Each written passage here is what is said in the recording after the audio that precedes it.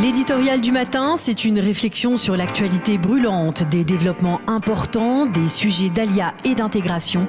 C'est tous les matins sur Studio Qualita.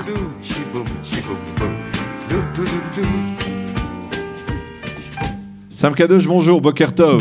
Alors le tramway de Jérusalem vous a un peu trahi, mais vous êtes là, c'est le principal, pour nous parler d'une semaine, on va dire, pas comme les autres, pas seulement pour l'État d'Israël, mais aussi pour le CNEF, puisque c'est une semaine où vous allez avoir plusieurs activités, à la fois avec activités d'émotion, mais aussi la grande activité, on peut dire la grande action du CNEF le soir du Yom HaAtzmaut. Allez, parlez-nous de tout cela. Exactement. Juste avant, puisqu'on est dans le domaine de l'émotion, je voudrais vraiment, puisqu'on a commencé avec Yom HaShoah, remercier les trois personnes qui sont venues témoigner au CNEF, Ida Ackerman, Caroline Elbaz et Regina Tebel. C'était vraiment une soirée pour les jeunes avec beaucoup d'émotion. Je tenais vraiment à les remercier avant de parler du futur. Alors le futur, c'est bien entendu, c'est mardi soir, puisque c'est le début des commémorations du Yom HaZikaron.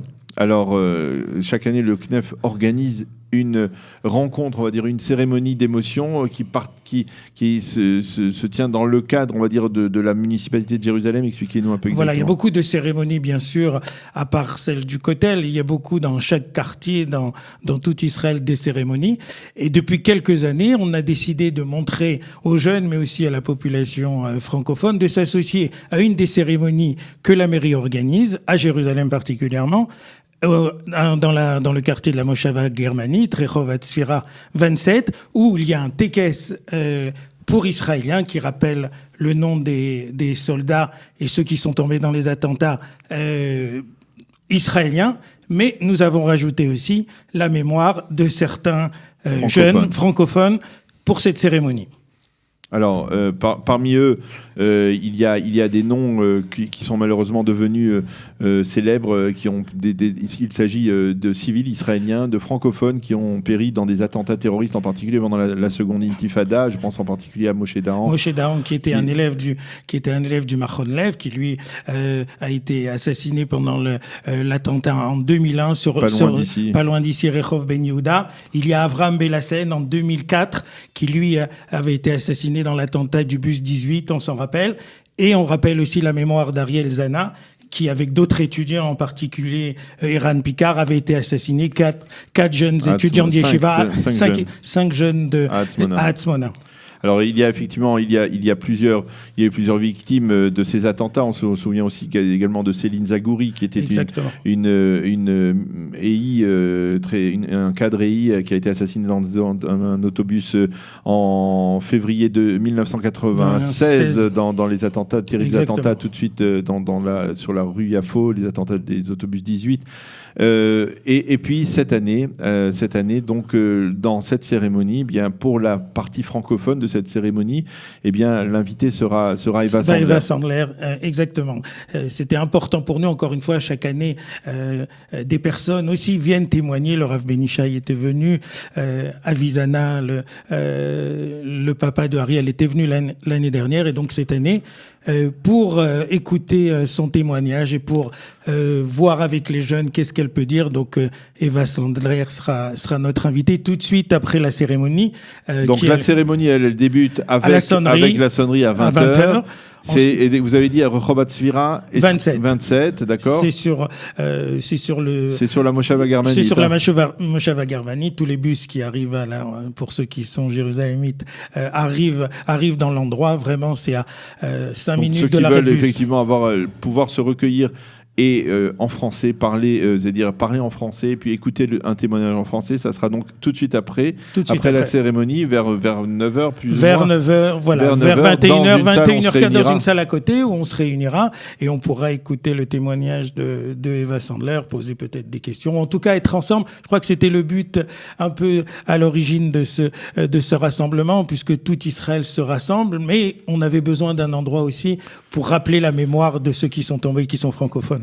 Alors, bien entendu, comme l'ensemble du peuple en Israël, eh bien, nous allons faire également cette transition qui n'est pas facile à faire du Yom HaZikaron au Yom HaAtzmaut. Et je peux dire, puisque nous sommes, c'est pas la première fois que nous participons ensemble à cet office du Yom HaAtzmaut devant le Kotel à Maharavi.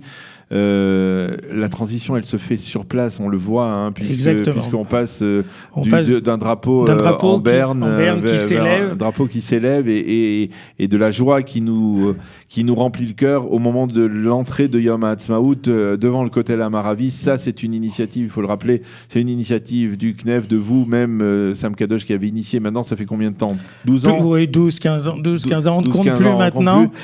Donc, une initiative du CNEF qui avait décidé d'organiser donc un office du Yom HaAtzmaut devant le Kotel Amaravi, alors qu'à l'époque, il n'y avait pratiquement personne. Et c'est de là qu'est venue l'idée. Ça semble tout à fait stupéfiant. Et aujourd'hui, lorsque l'on se rend sur le Kotel Amaravi, sur l'esplanade du Kotel Amaravi, le soir du Yom HaAtzmaut, eh bien, il y a des milliers, on peut même dire peut-être même plus, il y a vraiment plus de 10 000 personnes qui participent à cet office central organisé par le CNEF, par les communautés francophones. Exactement, il faut les noter. Beit Yehuda avec le Rav Ben Ishai, Emouna Shelema avec le Rav Ben Ishai, Beit Yehuda avec le Rav Cherki et Ohav Etzion avec le docteur Eric Belaïch. C'est-à-dire, ça a été le noyau. Il y a même des communautés qui viennent de l'extérieur. Bien sûr, Ranana, Kfar Saba, je pourrais pas tous les citer, mais ils sont tous là. Et encore une fois, aujourd'hui, ce noyau qui était francophone est devenu vraiment, en fait, un peu l'exemple dont on a envie, quelque chose d'israélien. Ça veut dire aujourd'hui, les Israéliens viennent, ils se souviennent peut-être que le CNEF a organisé ça, mais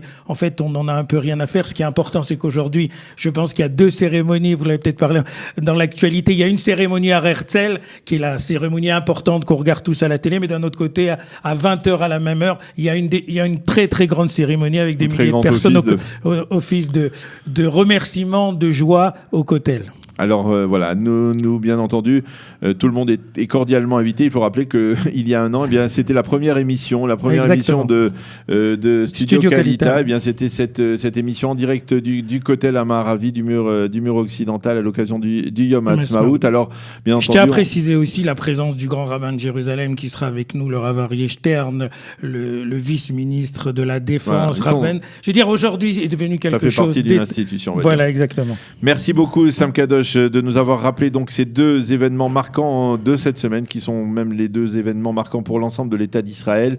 Le Yom HaZikaron avec donc un aspect plus francophone mardi soir, à partir de 20h, Rehov Hatzfira 27, donc dans le quartier de la Moshava Germanite. Et puis le lendemain, rendez-vous tous les auditeurs sur l'esplanade du Kotel Amaravi pour terminer ce Yom HaZikaron et débuter les festivités du 70e anniversaire de l'État d'Israël. Merci Sam Kadosh d'avoir été avec nous et à bientôt.